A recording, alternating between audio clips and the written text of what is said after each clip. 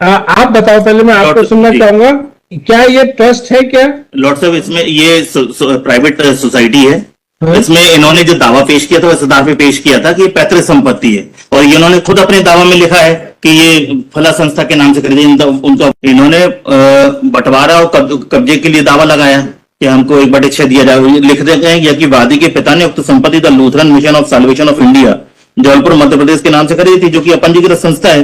वर्ष 2000 से लेकर आज दिनांक तक वादी के पिता उनके परिवार को संपत्ति करते आ रहे हैं। कहीं ट्रस्ट मैडम, अब लॉर्डशिप जो सेल डीड आदमी, जैसे इन्होंने पार्टी ने, वादी के पिता ने, हम किसी ऐसे नाम से कैसे खरीद सकते हैं? The Lutheran Mission of Salvation of India. आप कौन हो उसके? मैडम, कोर्ट से हमको कोई बात छुपानी नहीं चाहिए। आपने कैसे खरीद ली? हाँ, आप पंजीकृत संस्था है, आप पंजीकृत संस्था। देयर इज नथिंग लाइक अपंजीकृत संस्था का भी तो कुछ कागज होगा। क्या है वो कागज, क्या है? इसीलिए तो वो कोई कागज नहीं था। जितने उस संस्था के सदस्य थे वो उनके खुद के बेटे थे, चारों। नंबर प्रतिवादी एक के द्वारा। सुनिए, हाँ, पहले कॉमन सेंस से कैसे इस चीज को समझे।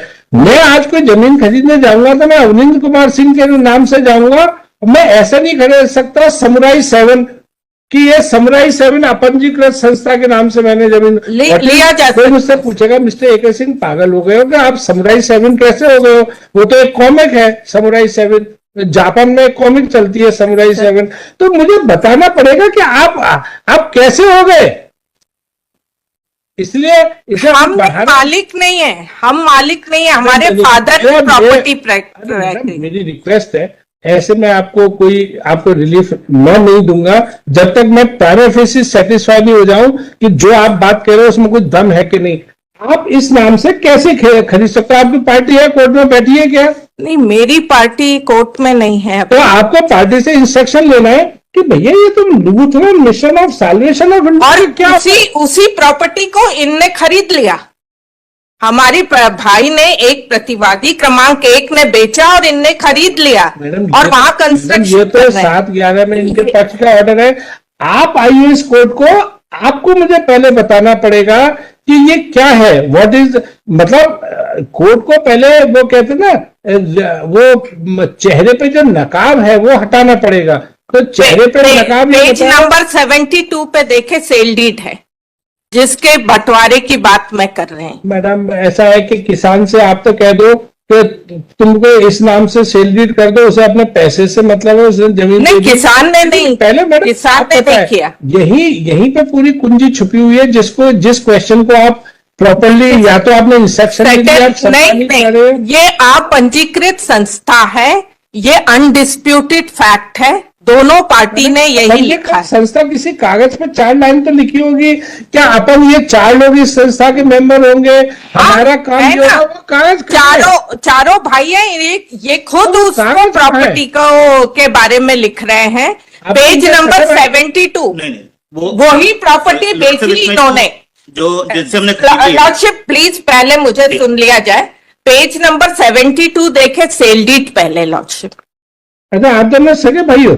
सगे भाई है, प्रतिवादी एक सगा भाई है हमारा, और ये प्रॉपर्टी उस फादर की प्रॉपर्टी बेच रहा है। जब मैंने 1/6 शेयर अपना मांगा तो ये अपंजीकृत संस्था कहकर 711 लेकर आ गए, और न्यायालय ने ये भी नहीं देखा कि MP ट्रस्ट एक्ट 1982 के सेक्शन 5 इसमें लागू ही नहीं होता है हमारे केस में। पेज नंबर 72 में इसमें सर जो भुगतान हुआ है वो इंग्लैंड की एक संस्था ने किया है सर। इनके फादर ने पेमेंट नहीं की उसकी, हमने संस्था से खरीदा। संस्था के अध्यक्ष ये बेच रहे हैं, हमने किसी पर्टिकुलर पर्सन से नहीं बेच रहे हैं, ये बेच सकते हैं। लॉर्ड साहब, हमने संस्था ने पैसे दिए और ये बेच सकते हैं, मेरा राइट नहीं है। और वो फादर की प्रॉपर्टी में मेरा राइट। अपंजीकृत है, तो अपंजीकृत संस्था को उन्होंने उसके हित को देखते हुए। पेज नंबर 72 सर, पहले मुझे सुनिया जाए, ऐसे तो बहुत दिक्कत होगी। अरे ऐसी हमको ऐसी समझ में आता है, पेज नंबर 71 में लगा तो है समिति का पंजीयन। 72 में सर पंजीयन का पत्र। 71 में लगा तो पंजीयन प्रमाण तो ये हाँ, पंजीकृत संस्था ने पंजीकृत संस्था को प्रॉपर्टी ट्रांसफर कर दी और उन्होंने फिर हमको ये सुनिए सर, आप पंजीकृत संस्था ने पंजीकृत संस्था को प्रॉपर्टी ट्रांसफर कर दी और वो पंजीकृत संस्था ने उठाकर वह प्रॉपर्टी सेल कर दी। और जो अपंजीकृत संस्था है वो सारे भाइयों के मेंबरशिप की थी, उसमें सारे जो मेंबर थे वो सगे भाई थे। पहले नहीं, ये जो श्री वेंडर ये पेज 72 पर D7 लगा है, इसमें मिस्त्री वगैरह ये आप है?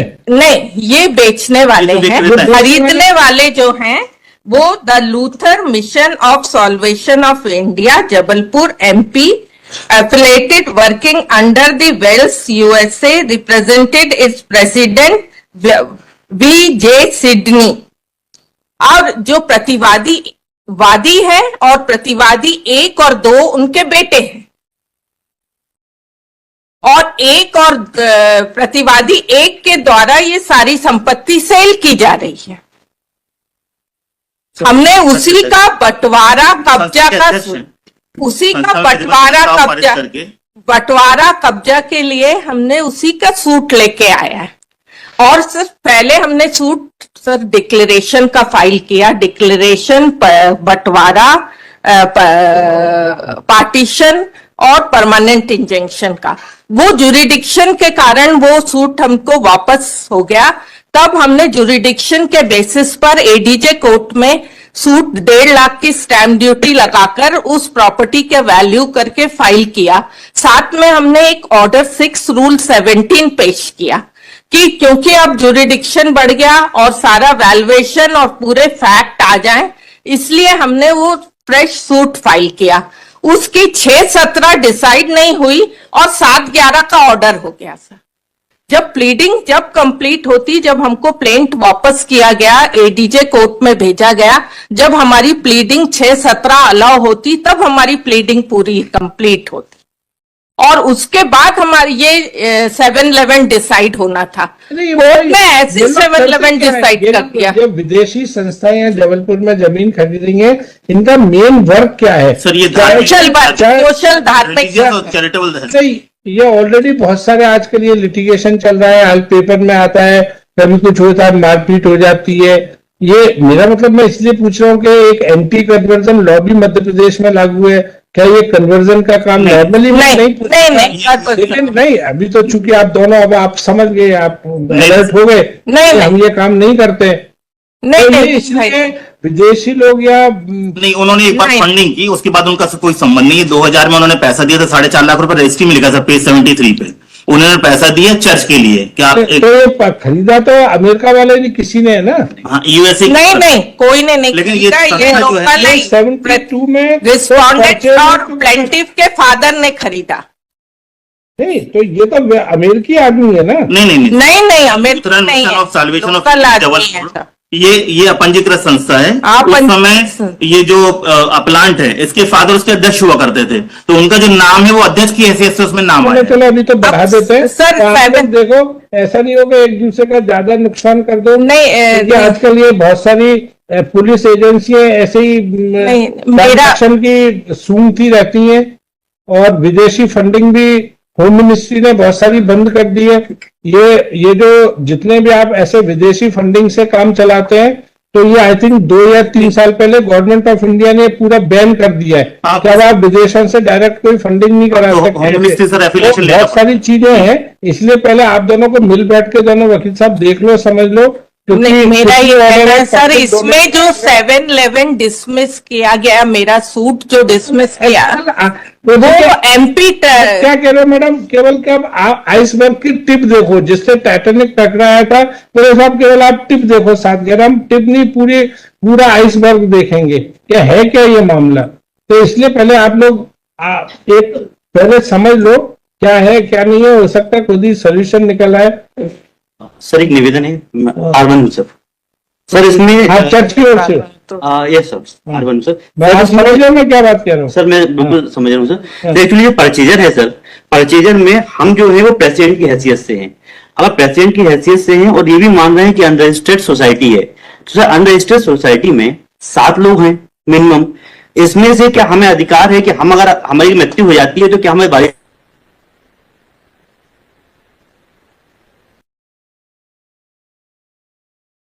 तो वह इसी बात पे खारिज हुआ है कि अगर अकेला एक आदमी नहीं खरीद सकता है, लेकिन दूसरा बेटा, एक बेटा को सर, प्रॉपर्टी नहीं देंगे, दूसरे को दे सकते।